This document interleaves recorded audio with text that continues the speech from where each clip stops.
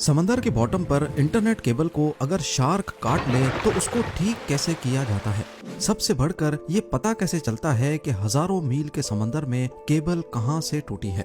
इस वीडियो से लेकर पूरा यूट्यूब, टिकटॉक, इंस्टाग्राम और यहाँ तक के पूरा ग्लोबल टेक सिस्टम ही आजकल इंटरनेट के जरिए एक दूसरे से जुड़ा हुआ है और पूरे इंटरनेट का 99% ट्रैफिक समंदर के बॉटम पे मौजूद छुपी हुई केबल्स के सहारे गुजरता है। एक ऐसा ट्रैफिक का हाईवे जिसे हम रोजाना इस्तेमाल तो करते हैं लेकिन देख नहीं, इतना बड़ा है कि वो तमाम कॉन्टिनेंट्स को आपस में जोड़े हुए है। ये केबल्स ज्यादा से ज्यादा 8000 मीटर की गहराई में बिछाई गई हैं, जहां प्रेशर 5300 kg पर स्क्वायर इंच जितना होता है। ये ऐसा ही है जैसे इंसानी पाँव की सबसे छोटी उंगली पर एक अफ्रीकन हाथी जितना वजन डाल दिया जाए। इतने ज्यादा प्रेशर में अंडर सी केबल्स का सबसे छोटा हिस्सा अजरबैजान से तुर्कमानिस्तान के बीच ब्लैक सी के नीचे से गुजर रहा है, जिसकी लंबाई करीब 300 किलोमीटर है और सबसे बड़ा हिस्सा 6600 किलोमीटर लंबा है, जिसको मरिया केबल का नाम दिया गया है। ये अमेरिका में वर्जीनिया बीच से शुरू होकर अटलांटिक ओशन की अंधेरी गहराइयों से होकर स्पेन के बिलबाओ पर आकर खत्म होती है। बात की जाए दुनिया के तमाम समंदरों में बिछाई जाने वाली केबल्स की, तो कुल मिलाकर इन सब की लंबाई 14 लाख किलोमीटर से भी ज्यादा है। इतनी ज्यादा कि अगर इन केबल्स को हमारे सोलर सिस्टम के तमाम प्लैनेट्स और उनके मून्स के गिर्द लपेटा जाए तो फिर भी इतनी केबल बच जाएगी कि वो अर्थ का दोबारा से एक गोल चक्कर लगा सके। अब जाहिर है इतनी लंबी केबल्स, वो भी समंदर में 8000 मीटर की गहराई में बिछाना कोई हल्का काम तो नहीं है। सिर्फ 1 किलोमीटर सबमरीन केबल को बिछाने में ज्यादा से ज्यादा 25 लाख US का खर्चा आता है। तो अब आप खुद अंदाजा लगा लें कि 14 लाख किलोमीटर केबल बिछाने में कितना खर्चा आया होगा।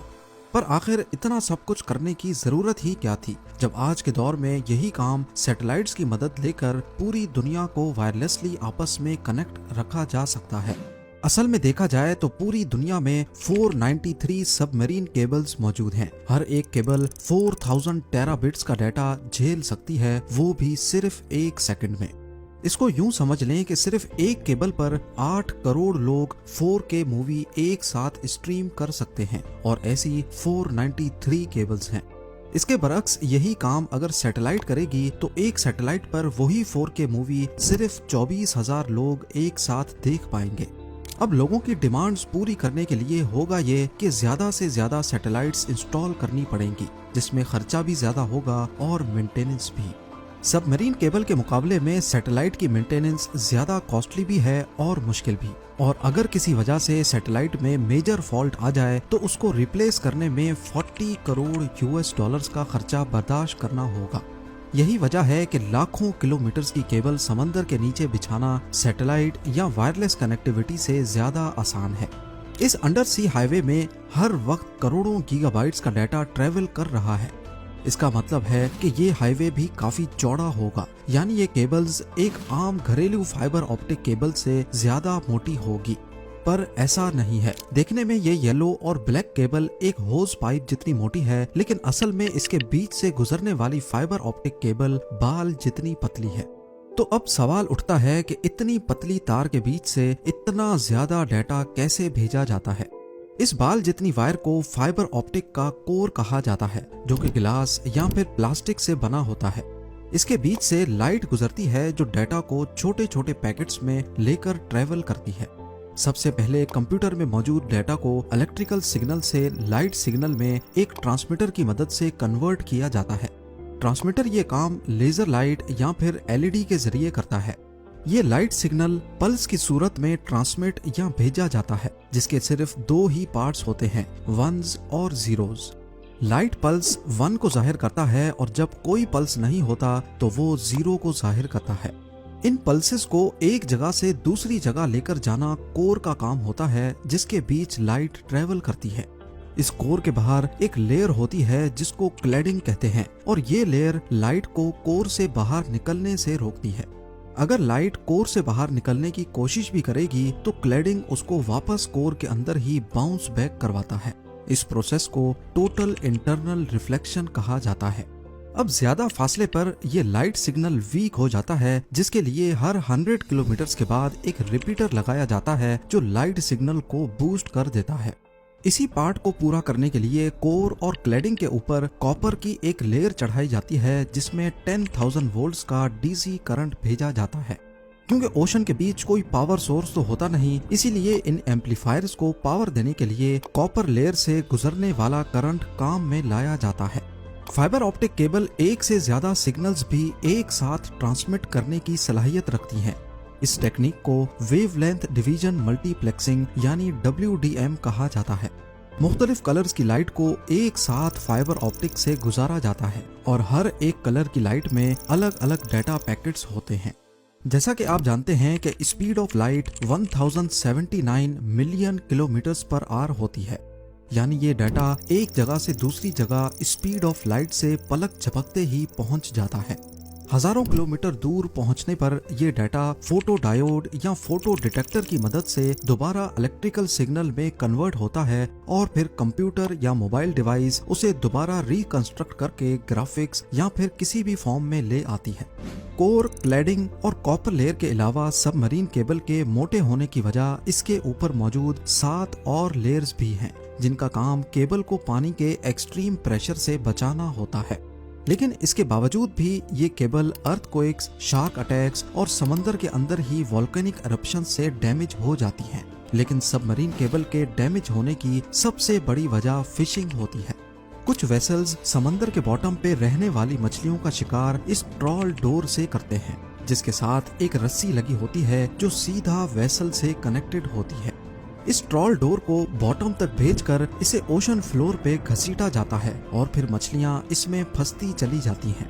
जब ये ट्रॉल डोर गलती से सबमरीन केबल की जगह पर फेंक दिया जाए तो घसीटने की वजह से केबल को बहुत नुकसान होता है। अब यहाँ आप सबके जहन में एक ही सवाल आ रहा होगा कि इतने वसी और बयाबान समंदर के बॉटम में अगर सबमरीन केबल डैमेज हो जाएं तो फिर इनको ठीक कैसे किया जाता है। ठीक करना तो बात की बात है, लेकिन सबसे पहले हजारों किलोमीटर की वायर कहां से डैमेज हुई है वो लोकेशन पिन पॉइंट कैसे की जाती है।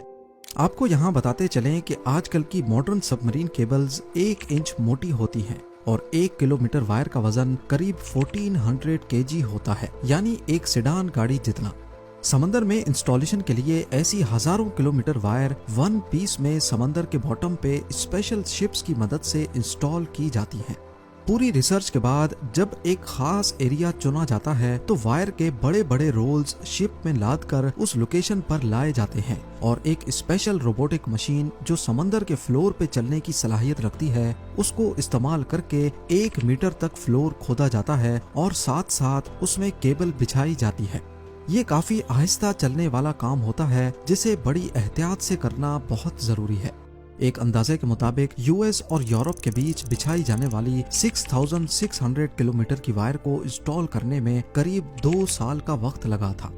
जब एक वेसल में रखी वायर खत्म हो जाए तो केबल से भरी दूसरी वेसल मंगाई जाती है और पहली वायर का कोना नई वायर के साथ कनेक्ट करके बिछाने का काम आगे बढ़ाया जाता है। इस पूरे काम में सबसे बड़ी रुकावट मौसम पैदा करता है।